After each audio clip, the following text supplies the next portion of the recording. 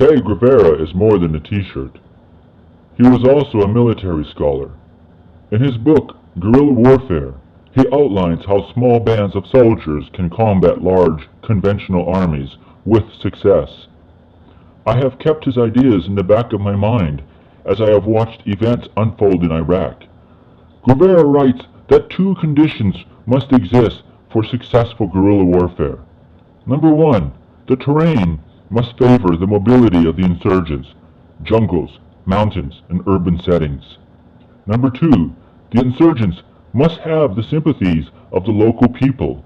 They can provide food and shelter for the insurgent on the move. Later, from this population, the insurgents can recruit more fighters.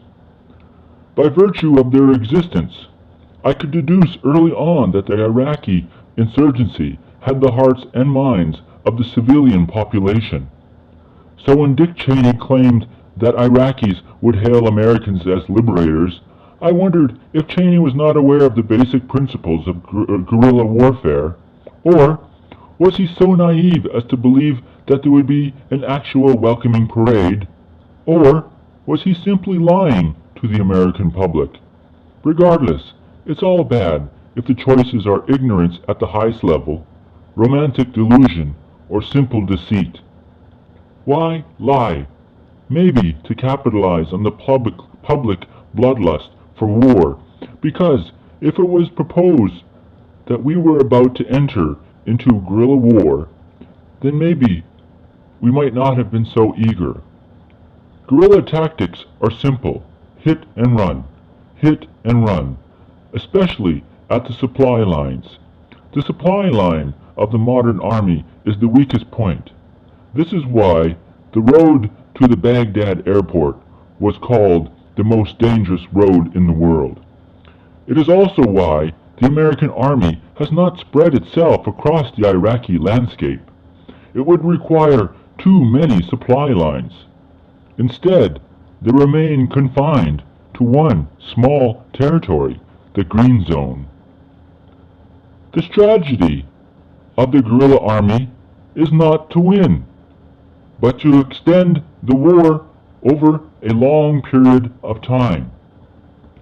The insurgent force can withdraw, rearm, regroup, and recruit. In the meantime, they let the elephantine occupying army drain its resources. Aside from the lives lost, this guerrilla war has cost Americans $543 billion. $500 billion.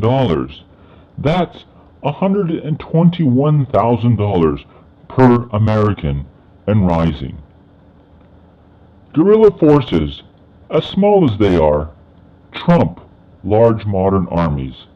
France, then America, gave up on Vietnam. The Russians could not beat the Afghani Mujahideen. The worst part?